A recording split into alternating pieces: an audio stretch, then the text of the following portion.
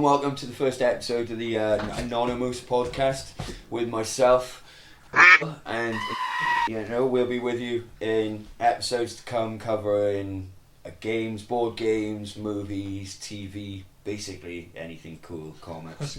But pop culture will be doing everything pop. Everything culture. But this episode, which is just bang on the money and is sorted us out for so much like content, it's the E3. So we just go straight into what was your favourite? Let's go. Well, this is very lucky that we got E3 because I haven't needed to do any research other than sit there and watch live feeds. Absolutely. Show us your wares. Yeah. Standout games for you personally then out of the whole thing. Right. I'm going to say it again. I'm not going to blow the wad straight away because there were quite a few that were just really there, but we'll get around to that. Let's first of all, the big face-off, as per usual, when it comes down to games, Microsoft versus Sony, and I think this year Sony have taken the crown. They've taken the crown and kind of kicked Microsoft, Rochambeaued Microsoft for it. Square in the nuts. Just because of the VR. I think that's got a lot to do with it. I think that Sony are really they're pushing the media. They've really put the pedal to the floor when it comes down to their hardware. They've obviously seen this coming. Mm. They've been really forward thinking about the way things are going to go, and I think they've backed the right horse. Mm. And now this year, which in all fairness, I will say this year's E3 is probably one of the best I've ever seen. Mm. Just for in recent years, just for this isn't more of the same. This is this is next level stuff now. Next on, yeah, absolutely, and no disrespect to the entire gaming community, which is what you're doing there. Everyone seems to have pulled out the stops, and from the big companies even down to the small independent companies. Well, there were some fantastic independent games coming out. Inside, by the Limbo guys. Yeah. Beautiful. And what was it called? We Happy Few. Oh, the clown one. Yeah. See, this is it. Reminds me a lot of BioShock. I think there might be some of BioShock team working on it, maybe, or they've had a hand in it. And I found out earlier that you have district. So you have in the trailer you saw him on the tablet or whatever it was, but full of happiness. But then you have a joy district, and then you have another district of the people who have lost their joy, and they're kept separate, and it's gated and everything. So the joy, to stop the joyless from kind of thing. Yeah. So quick breakdown with that for those who haven't seen it. Format of the game, were we talking very first person, very BioShock-esque. Okay. Made up clown faces. That very almost I hate the word, but steampunk looking, and I think if anyone is a fan of the BioShock games, they'll just like it because of the aesthetic. Yeah, I caught I think it was about 30 seconds of it, and it stood out obviously because of the design, and it just goes to show that when it comes down to, these days the amount of money they are throwing at AAA games is just insane, but it just goes to show that even indie game who don't have the massive budget, and I mentioned Inside. That's true to the essence of indie games. I watched a 10-minute gameplay of it last night actually. Right. And it's really dark and very reminiscent of Limbo, or again just in its aesthetic, and it's that whole sort of quite stark and grim feel. But there's little bits in it where you jump into sort of hanging light shade. And when you run, all the people in the room run and jump, so you mind control them, and bit more concept driven. Yeah. And that's it. I think indie gamers are having to be a lot more clever about what they, to keep up with people who can just plough Well, it's money just in. flat out playability rather than Absolutely. Chrome doesn't make it go faster. Nah, Well, I mean, look at this popularity of Super Meat Boy. There you go. Yeah. Oh yeah. Perfect Yeah. example. Yeah. Yeah. Brilliant game. Annoying as hell, but you just couldn't stop. Unputdownable. I don't know. Yeah. I mean, and it was the same with Limbo. I mean, Limbo was like probably one of the first platform games. It was so well received by everyone as This well. is it. I mean, liked it. I think games like Limbo and the indie platformers. People always say, Braid paved the way for them, and to a certain for all intents and purposes, of course it did. It's a great game, but I think that for a lot of those games that you play now, the effort you really see the effort that's been put into them. Yeah. Level design The is like paramount. creativity is just off the scale. Like. Yeah, absolutely. But anyway, why are we talking about indie games when there are still the big hitters to talk about? So, okay. Well, as you know, Go on then. I do like a nice beat 'em up. Yeah. This is going old school, Yeah. but I like the fact that you saw Killer Instinct Yep. and you saw Tekken. Tekken, which I was quite, because I've not kept up And with not, the Tekken not only series. that, Injustice as well. Injustice. Yeah, I caught the trailer for Injustice. Of course, they released it pre E3, didn't they? Because I caught it a couple of days ago Yeah. before the event started, and it was a bit. It's a bit annoying that I got it then because it was slightly underwhelming. It just coming up on my Facebook feed, but instantly I was like, "Oh." But those are going to be your Sexy. classic console face 'em off beat 'em ups. Yeah. Like you used to have back in the day with what was it, Soul Calibur or. Well, Christ! the At other one one. time it was You were like, you were either that dude or that dude. It was. yeah. It's like PES or FIFA, isn't it? It's one of the Well, other. the at one time, the beat 'em up, sides 2D. So I say 2D, and then the 2.5 3D style ones. But the 2D left to right, 2-player beat 'em ups. That was the main genre at one point. After Double Dragon, things like that. yeah, well, actually, after when of course the massive success that you had with Street Fighter 2, and every clone that came after that, and they all tried something new for it. Killer Instinct for me was the one that actually broke the mold. Okay, stop talking about old games. Old games. Well, actually, that brings us right on to it. So Reboot. I know they've redone Killer Instinct a couple of years ago. It was one of the main titles on Xbox One, Yeah. and it still is an incredible game. And sometimes with beat 'em ups, with the exception of Injustice, which was incredible, it's only the only game I've ever played where I just thought I could quite happily sat here and watch someone else play this, as long as they play from beginning to end. I mean, with Injustice, I mean, they broke the mold again. I think it was the last of that generation where you had like a significant story mode for the first time in a long time. But all very exciting. Tekken, that was the one that I was because of course I talk about iconic figures. You had More of the same. Yeah, more of the same. I mean, it did look nice, but I mean, I think for all its new flashy combos and pretty lights and stuff, the truth telling is in the crux when you get down to playing it, really, and what they've changed. And absolutely. might do the screen, my list is on the phone. Oh, what? Rookie. Yeah. Okay, well, big ones this year. Like I say, Sony's. I know you guys, of course, are big for Sony. Huge list. Yeah. So the highlight of the entire show, it seems, for everyone, and certainly for me, and I'm not even that big a Sony fan, but Sony's opener. So the montage they put up for all their new releases It was huge.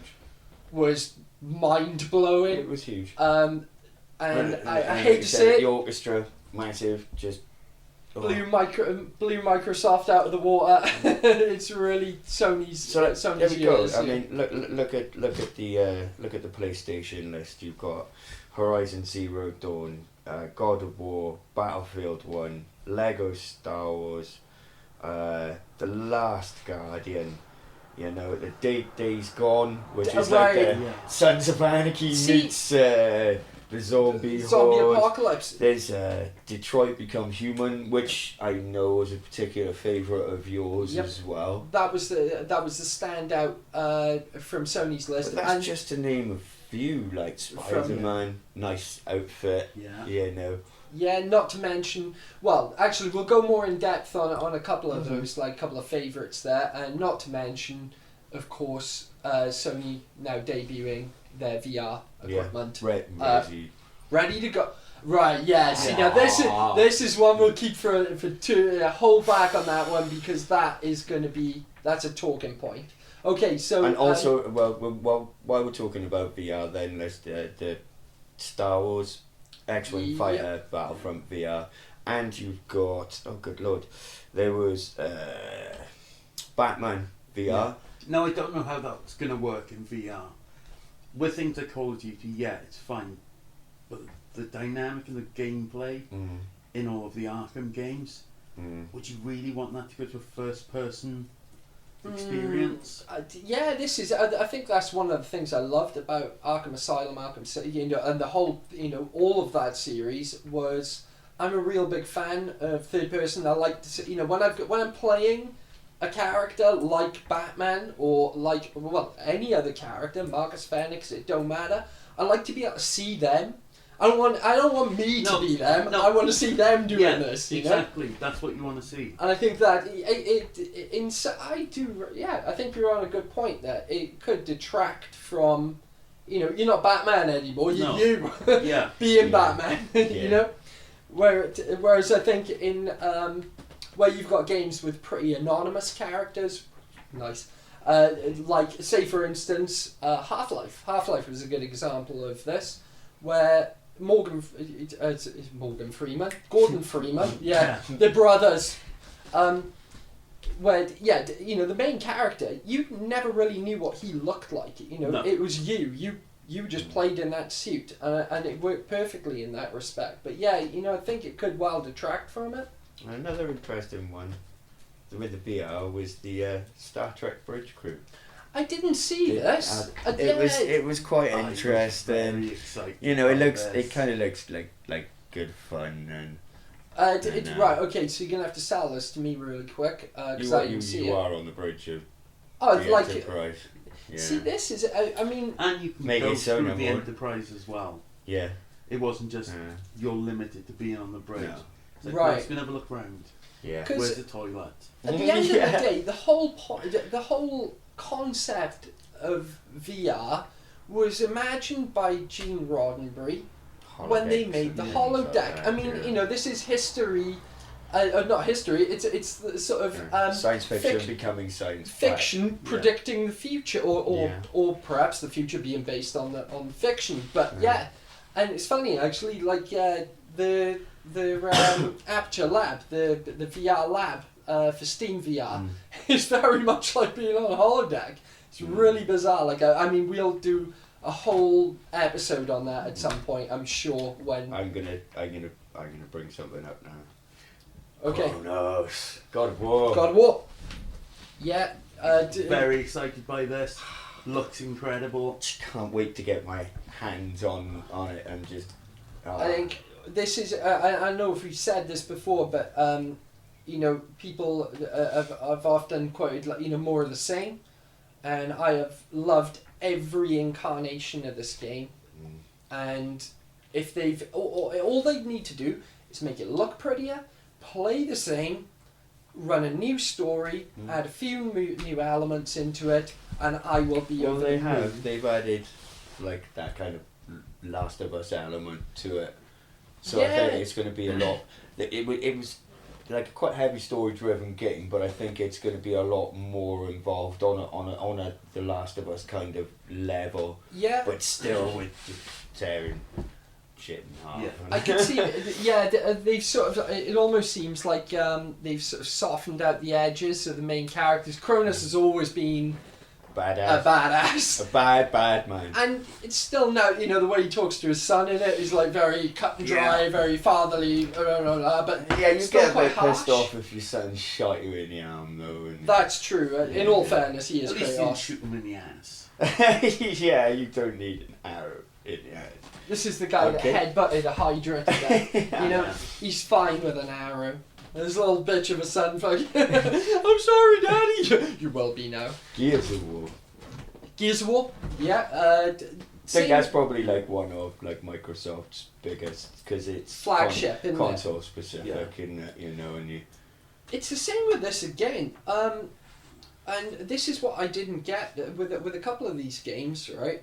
I've seen them pre E3, and I don't know why they didn't, keep that for them. the event, because seriously, they really would have won points with me, certainly, if I'd known nothing about Gears of War until that point and had been sat there and they went, oh, by the way, guess what we're doing? And had just played that trailer. Kind of like what But- Nintendo have done with like Zelda. There's been nothing for like Yeah. ages, But- and then If they put out that there's going to be a new Gears of War, it's going to make people watch their conference because they're going to want to see more then. yeah. It was one of the reasons why I wanted to see it. That is true, Me but too. It was what one I- of the games I was Yeah. looking forward to seeing. it was the same, and I'm going to say the same thing with Dawn of War 3, right? Dawn of War 3 is, and in all fairness, E3 has just shown the gameplay, so which you didn't get. But I'm going to assume Plastic Wax worked on the cinematic for it. And once again, when I saw it on, someone had posted it up on, I think it's got to be Facebook. That it's the only place I would have seen it. Thanks, Dan Brewer. And I was really excited to see it, and I was like, oh my god, it's amazing, and of course I'm sharing it everywhere and telling everyone about it. But, if you're going to work that hard on something, why wouldn't you wait just 3 weeks The big reveal. for the big reveal? I think, seriously, Yeah. you would have got so much more traction with it. And it was, they'd obviously put so much effort into that. But, to give it a web release. And I was like, But with them actually releasing it, if they'd released it when they had their conference, whatever they say afterwards about it, no one's going to listen to. They're all going to be so pumped from seeing, ooh, new Gears of War. Yeah, Then yeah. you go, what were they talking about? I don't know. I was still thinking about the trailer. That's a good point, actually. Yeah, a bit overwhelming for a launch. I don't know, but it's still really exciting to see that the stuff that they released on it. But it almost seemed like they'd shot the bolt. They'd gone a bit too early, which is always disappointing. They let's did face have it. a lot to say as well. Yeah. For the time that they had. Yeah. Gears of War's a big thing to announce, and you can't just go, oh, we're having this as well. The thing is, you're right. I'm sure there's a lot of behind the scenes like table talk that goes on before that, where the Sony guys are there going, "Oh, we've got this," and the Microsoft guys and all the other studios, and they're quickly trying to organise everything for the day. What would be best? What should we do?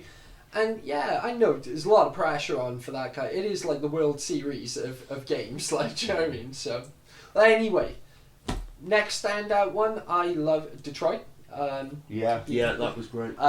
Detective, like a futuristic sci-fi detective, Yeah, multi-scenario based on your choice. absolutely. So if I you, think that's Yeah. kind of in a nutshell. it's one of those ones that for audience members, if you missed it, which you quite easily could have, I don't think it gave too much away. No, the I trailer, was but going to say it raised more questions than it fucking answered. To Absolutely. be honest, yeah, it was But like, whoa, what you were looking at was, for me, from what I'd seen from the trailer, futuristic world. You've got androids now are commonplace, and it hostage really, negotiator. it came down to like this really, really sort of like very, very small scenario where a a house body android had taken a little girl hostage who was now threatening to jump off a building, and they got another android in to negotiate to stop it, like as a hostage negotiator. Every choice is like a series of multiple. Well, this was the interesting part, was they showed the one eventuality, which is the worst case scenario where the robot jumps off the building with a girl,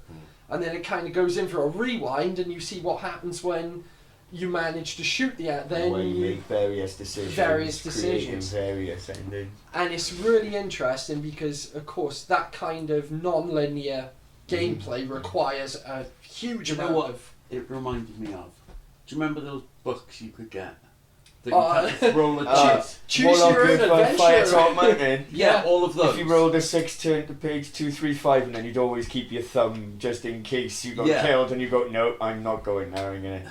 Exactly, that's what it reminded me of going. Oh well, actually, I didn't want to go there. Let's go back. Let's skip back, and we'll choose another option. But yeah, shoot the little girl yourself. The good thing is though, yeah, absolutely. But it didn't give so much away as I've already got a strategy in my head how I'm going to play this. Another game that was very much the same. That just really there was enough in the trailer. Well, quite a lot. But it just didn't really give it. It was Prey. Did you see with the repetitive intro? Good morning, Mister, with the coffee and the coffee. And I was watching one of the guys who made the game, and he said, "Yeah, there's loads of little Easter eggs in it." After the third time he wakes up, picks the coffee up, there's another cup of coffee that looks like it's changed from something into, and his eye gets more and more bloodshot. That's another one that raises more questions than it answers, you know. But I think, you know, these days with game trailers, and I'm not talking about, you know, like featurettes where you've got... Which showed quite a bit of the gameplay, the intro and then was the it gameplay. The Last Kingdom? I watched the trailer and just thought, I don't actually know what this game's about. There we go, on to things that left everyone like, what the hell? It was Death Stranding, man, the Hideo Kojima game with Norman Reedus in the trailer. Oh right, yeah. How bizarre! I don't think I saw that. Did you know? It was bizarre. It opened up with very butt naked Norman Reedus holding a baby with kind of umbilical cords coming out of him, and handprints, oily handprints in the sand, dead crabs and fish. And then the baby disappears, and it pans back like he's had something cut out of him, was it the baby? And you see this shoreline, and it's just littered with dolphins and killer whales. And I didn't spot it first time round, but Charlie, Auntie Girl, thank you.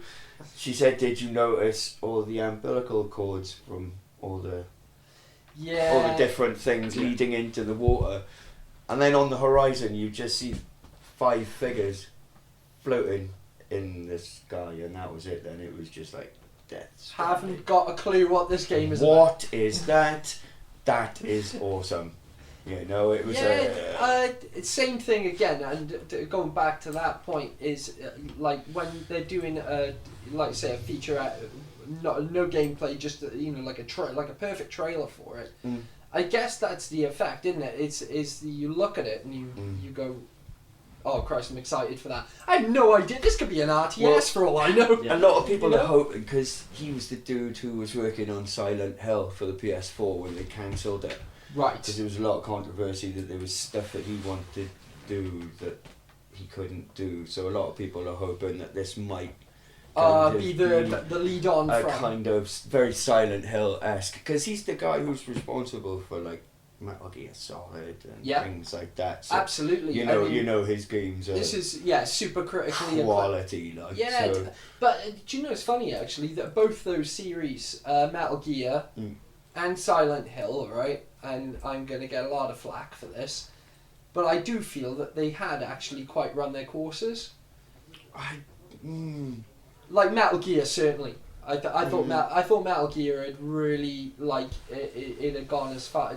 I think it's what happens when you start a game franchise with Metal Gear. People are going to go, oh yeah, but you didn't play the Nintendo one. I'm not talking about the Nintendo one, right? I'm talking about the original Nintendo one. Yeah, exactly. 2D one, right? Yeah. But when you start a game franchise with such a killer installment, because the first Metal Gear, in all fairness, is Wait, one Metal of Gear or Metal Gear Solid? Solid. Right. Right.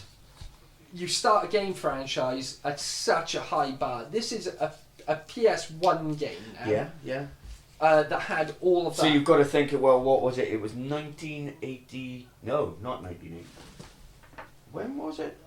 Yeah, I'm sure the first Metal Gear. Yeah. No, do you know what? I got it by here. It was 1987. The first Metal Gear was 1987. So Metal Gear Solid would have been 30 years old. Yeah.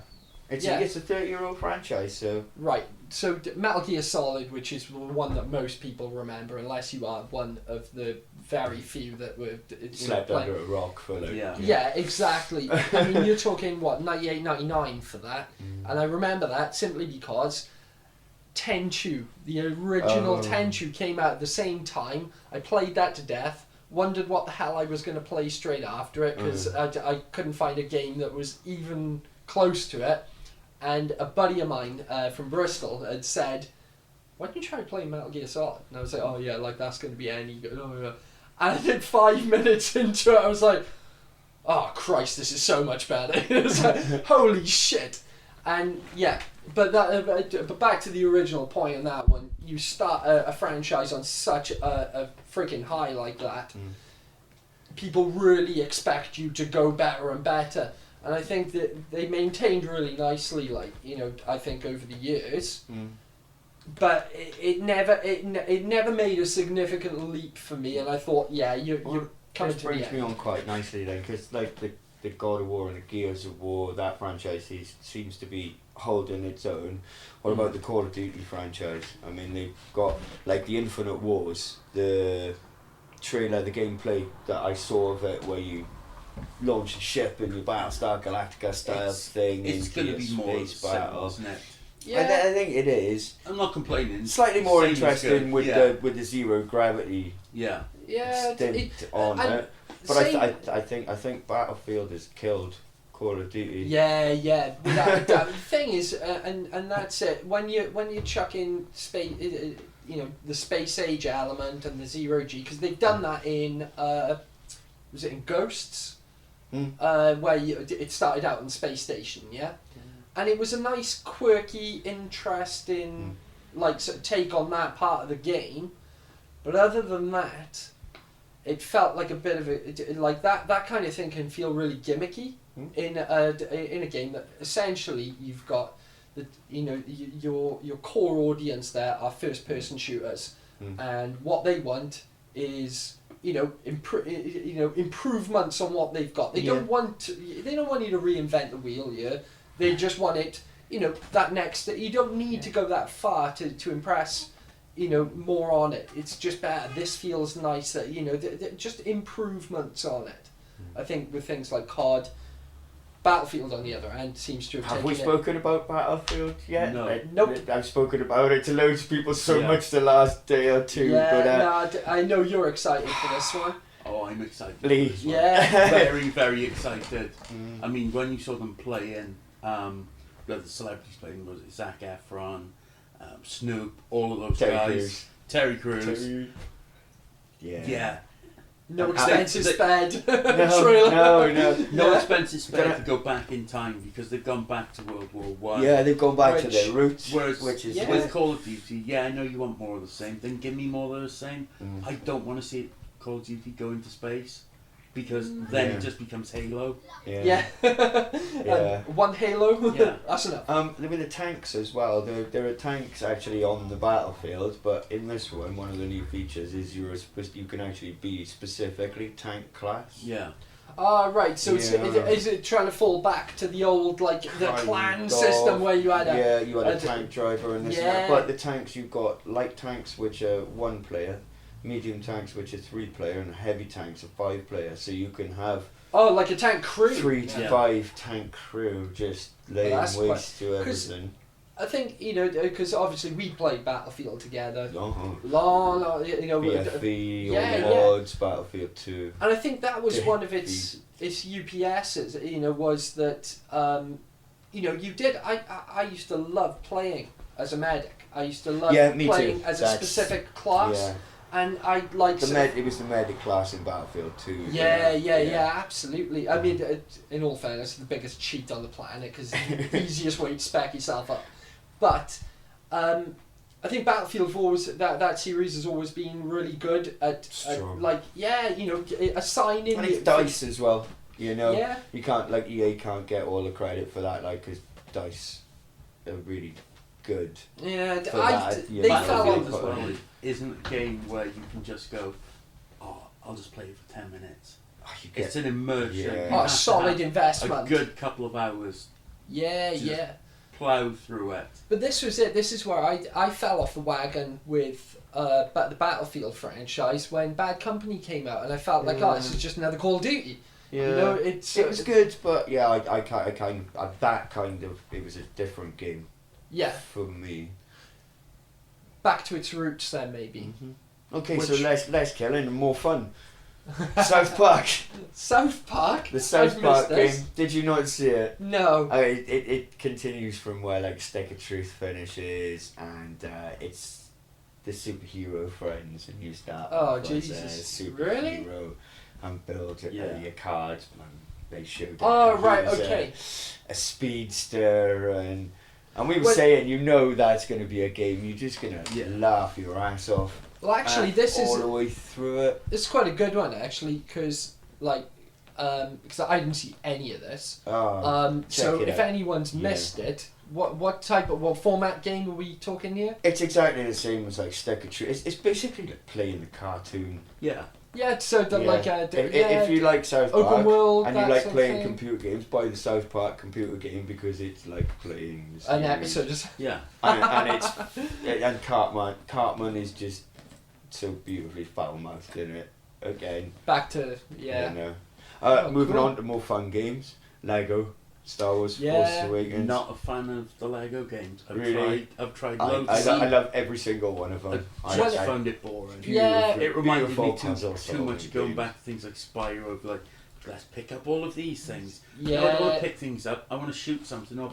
punch something. No, I gotta give a shout out to my Lego buddies Ryan and Kerry and Charlie Antigirl. Right. Yeah, this is what I've noticed about that franchise is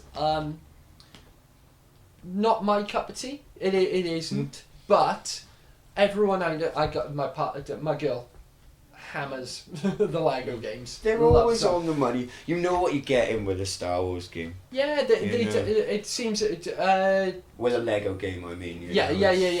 So what do you got? You got the Indiana Jones franchise with them. You got the Batman. I recently played the Jurassic World one, and you got to catch a pig and put him in this contraption. And I looked at Ryan or Kerry and said, that pig is getting fired out of that cannon thing in a minute, and boom! It's like, see, you know what you get in with Lego games. Yeah, it's a good format, a good puzzle solving. When it that's fun. It's fun, good casual gaming, no serious investment in your life. Unless you want to get all of the kits and the blocks and things like that, and then it turns into a bit of a grind, actually. It can be quite hard to max out everything on it. Yeah, the franchise got a serious following. There are a big chunk of casual gamers who absolutely. The beautiful thing is it's like it across all age groups, man. Yeah. Do you know what I mean? Camera's gone off. I think it's still recorded. Oh, yeah. But it spreads across all age groups, and the same as Lego. Anyway, Lego bricks, it spans across the ages. So, jump in straight over then if we're talking casual stuff, which I gotta stop saying casual games, someone's gonna kill me for it. But it's like a Ben Sherman shirt and a pair of I think casual game. Yeah, casual game. Casual man, for the gentleman, for the elbow patch wearer. Yeah, that kind of guy. No, when I say casual gaming, because I think this is going to be the more serious end. I say serious end of gaming, but the more in-depth end of gaming in the future. The VR stuff that they've released recently, of course, Star Wars.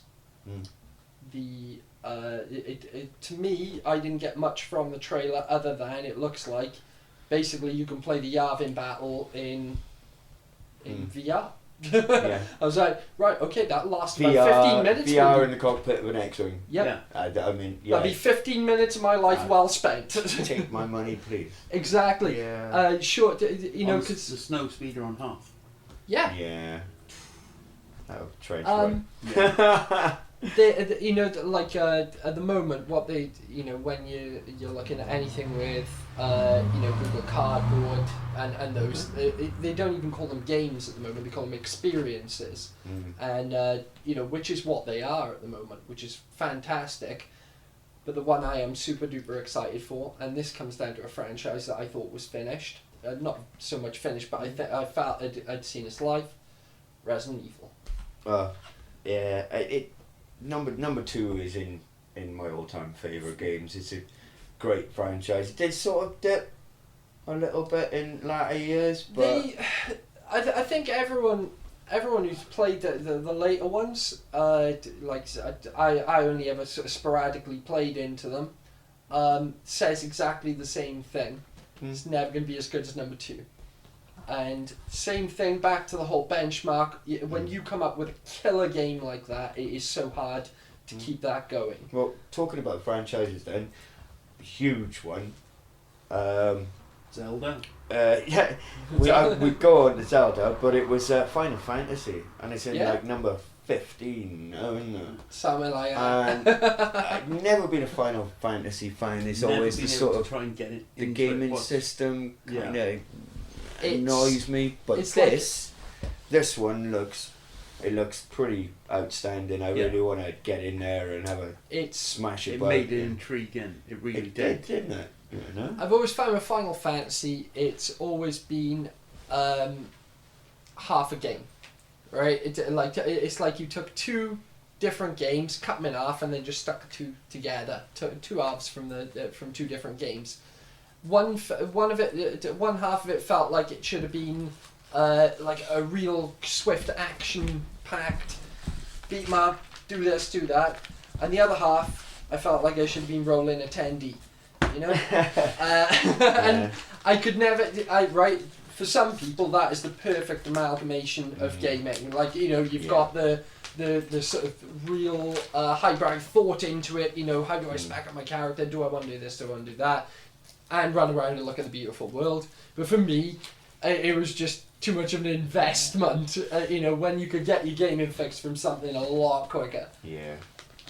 But series that has you know, sold time and time again, and I didn't catch the game footage for it. Oh, it's brilliant. Looking good. What's changed? There's lots of different stuff. Well, like I said, not being a fan I'd probably get slated for that. Like, but it's not a franchise I've really followed.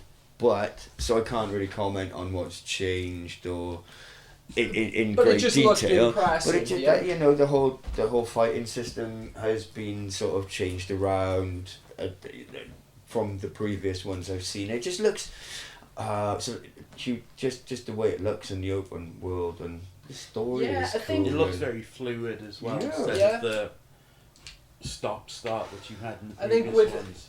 Where you've got you know, over the last couple of years where you've had like just people going nuts for user experience, user interface, and amalgamating the two, I think that games like that have gotten a lot better. They're a lot more intuitive to play. Yeah.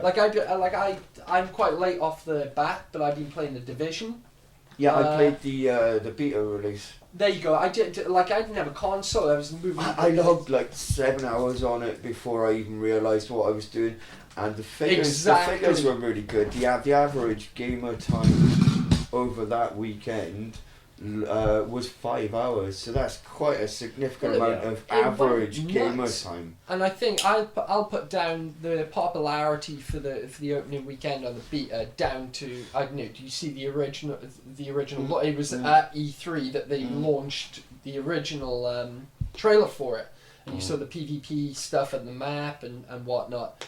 And I remember seeing it because it was pre Xbox One. You know, the Xbox One wasn't out at that point. And the first thing I said after the trailer had finished was, that's what. As soon as that game comes out, that's when I'm gonna upgrade. You know, I got a lot on. I can't be playing games all the time, but that is when that's what will push me over the edge. Me buy the next. Absolutely. Whatever I have to buy to play it on. Yeah. Which moves me nicely on to Zelda. That game's gonna cost me like 300 odd quid. Because I'm gonna have to buy a console just to play it. Yeah. Nintendo, you awesome bastards! You know exactly what you're doing. Yeah, I mean, if you're a Zelda fan, I think it's Never could get into a huge open world. I think Zelda. It was kind of like. It's kind of like Pokemon for me in a bit. Which were pretty much the only two things that Nintendo showed was Pokemon and then just like a significant amount of Zelda, and even in the Nintendo treehouse that they had running, that was it. It was just hours of Zelda play, which I sat there and watched. The thing is, with Zelda, and it's a great franchise. It's a real sort of pedigree. Like an old one from Game Boy. Well, I would have. I'm gonna hazard a guess. I gotta be honest. I didn't own a Nintendo at the time. Like I was playing on home computers. Answers to Anonymous, yeah, isn't it? But I'm pretty sure I'm gonna say it started out on cartridge, so it's gotta be the original Nintendo. Then the first real incarnations, then Game Boy, and then the real leaper was, I'm going to say, Ocarina of Time on what that would have been on the SNES. That is. Or is it on the That and Resi 2 are my like two favourite games of all time. Yeah. They were just so nice. And if this new Zelda game is anything like that. And improved, obviously, because they'll have improved it. I mean, you've lost me for like a couple of months, boys. I mean, Nintendo have been like, at the back of the queue for so long now. You know, these guys are, they are have been the gaming giants for the majority of the time the computer games have been around. Yeah. You know, this is a company with a huge back catalogue of bloody consoles, hardware and software. I mean, I didn't realise they'd been around since the 1800s. Nintendo had been around since the 1800s. They used to make card games. Oh, right. So yeah. Well, moving on to like the gameplay and stuff, you've got like your shield. There's nice little things where you can use your shield as like a hang glider. Oh, right. Things like that, and you can actually like snowboard and traverse hills with your shield, but it's reactive to wear and tear, so you don't want to use it too much and things like that. So, alright, so you did watch a lot of this. Yeah, I did. I did. I must have watched at least 4 hours. And I lost track of time. So any other like big highlights for you guys? No, I think we covered everything. There was like the Ubisoft had a couple of strong games. I thought there was Tom Clancy's Wildlands, Watch Dogs 2. There was Steep, the huge open world sports game. Yeah. That looks like it's got a lot of potential. For Honor. Incredible. Basically, remember Swedge? Oh, basically Swedge was what we used to call Dynasty Warriors. Yeah. But it's basically like a Viking version of Swedge. Oh, really? And do you know this? It looks. That's definitely on my to buy list. This is a format, right, that got completely underused. Like I loved Dynasty Warriors, just for the fact that it was just mindless pummeling, and I think that judging by the gameplay and stuff, there's it's not just hack you're dead. You have to really hack them. Yeah. I think Dynasty Warriors had it because it was kind of they had that first of its kind where the amount. I think what did it was the amount of people that you had on the battlefield in one go. It's very much that kind of thing, isn't it? Really? And you have like one-on-one battles. It looked like in forests where it looked like you were in a circle of people and it was a one-on-one. That was one of the cool things. Shadow of Mordor. Ah, right. Well, that was one of the cool things that I loved about Dynasty Warriors is you'd be hacking through and like a champion of theirs would come through. The generals. And everyone would Yeah. like back off and like leave you for, like you would, you know, if you wanted to see your Yeah. two champions fight, everyone back off and let them fight. Yeah. Yeah, So I'm good. wondering if it's the same kind of game mechanic, because tactically you take out all the generals to And- turn the tide of the battle. So I'm wondering if Absolutely, the mechanics of the game, the tactics are very similar. To Oh, that, right, okay, maybe. You I'll know? be catching up with that later on. What else was there? There was Sea of Thieves, the pirate game. Yeah. Now that looked fun. It really did. Swashbuckling Yeah. crew on your ship. A little bit Hello Sailor. There was they all seemed like they were having so much fun playing it, you know, and a lot of talking going on. And one bit was quite funny because he was like, "I'm sailing the ship," and he stood behind the wheel, and he's like, "I can't see a goddamn thing from behind these sails. Can somebody tell me where I'm going?" So, you know, and they're like, "Hoist the main brace, right? Get the anchor up," Oh, and right. it looks like a lot of fun. But they were having battles between Yeah. two ships and Oh, cool. sinking Platform. the ships. Third person? Yeah. Yeah, and third person. A ship. PS4? I am not sure. I think it might have been either Bethesda I will have a look. or Give me a number crunch. You Xbox. Yeah, crunch those numbers, Lee. crunch numbers. Yeah, so what else did we have? We've done the Arkham VR. Yeah, Halo Wars 2, man. Yeah. Halo Yeah, Wars 2, yeah. it looks Yeah. really interesting. Like a good friend of ours, Mr. Dan Brewer, worked on the game as well. I was didn't just he? Well about to say, done, Dan. the Good job. beta's out. It's out, right yeah, now, it's if out you now wanna- to play if you want to check it out and Yeah. tell the guys what you thought of it. Don't be too harsh. Yeah, no, absolutely. I know that the guys would really welcome the feedback on Yeah, that. Like, yeah. I know they have worked their Oh, asses off on it, yeah. and probably worked some small miracles along the way. Mm. Yeah, it looks really cool. It's another one of those games. Halo, the Halo franchise, great.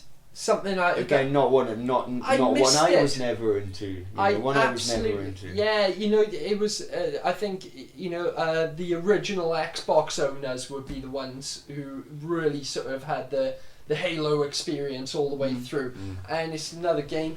If you like it, you love it, and if you love it, it's ingrained It's in very your life. different from the main Halo games, though, isn't it? Oh yeah, absolutely. Yeah. It's It's team tactics, isn't it? yeah, it's not a first person shooter.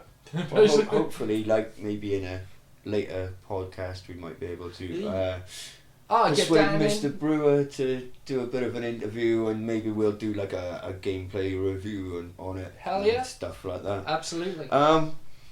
I think we. Sea of Thieves is only on Xbox. There we go. Xbox. Right. There you Last go. one, and I think this was the not that there was there was so much to be wowed by, and we couldn't even cover it now, but the real standout trailer that was aired was, I want to say, it looks like Sons of Anarchy versus the That Zombie Horde. would be Last Days. Was it Last Days? Yeah. Okay. As far Sorry, as Days Gone. Days Gone, Yeah. that was it.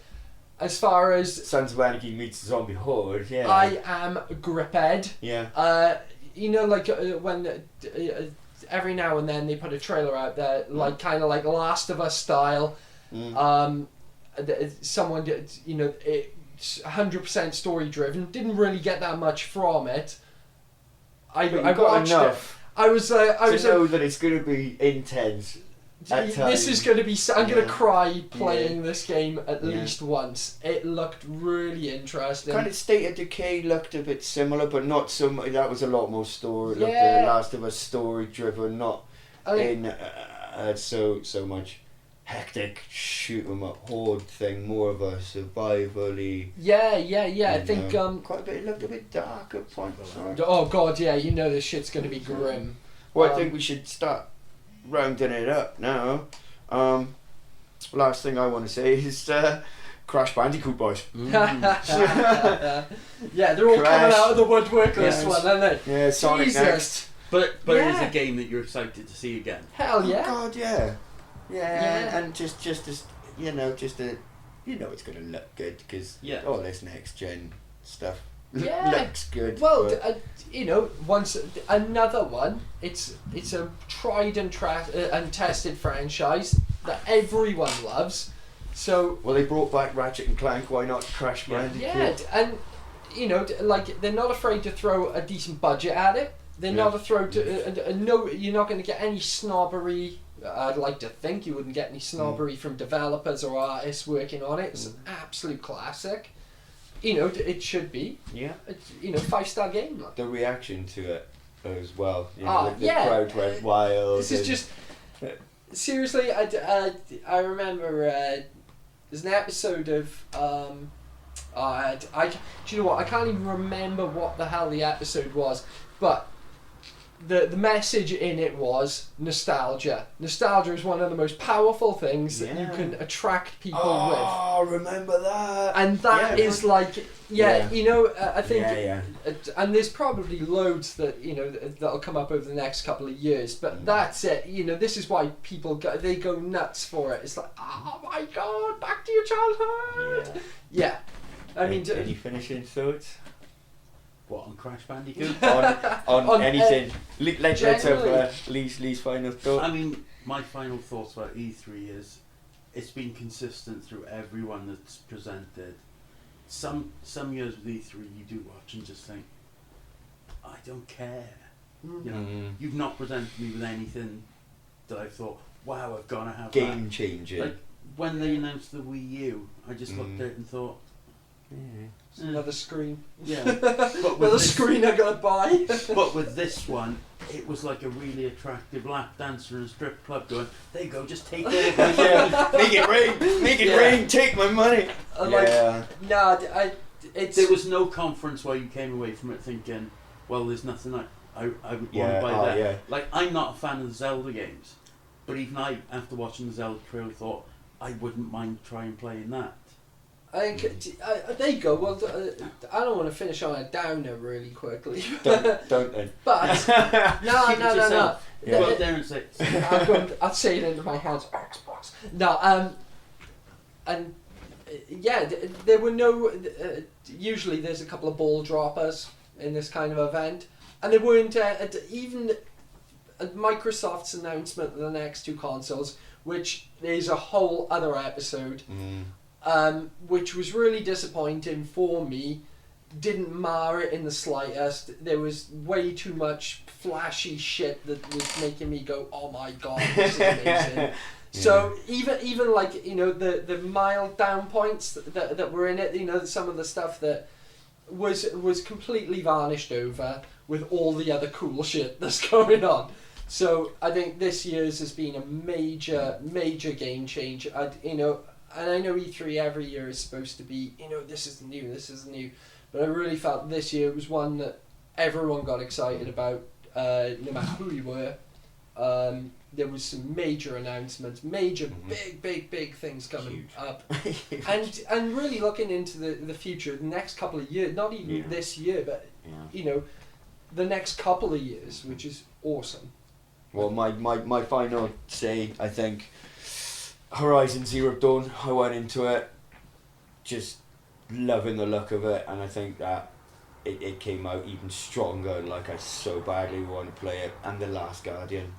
Which we haven't really talked about, but I don't know. I love buddy games, but someone I was watching it, what did they call it, like a dog dragon or something, and I love buddy games like that, so those two were quite stand out for me as well. I very much like those games. I think we could literally do it's such a massive event. We could do like an entire episode just on your one favourite thing from E3 this year, because there is so much to talk about with it. It's unfortunate that you literally just don't have the time. But if you haven't seen it yet, I would highly recommend get your ass in front of your computer, get watching.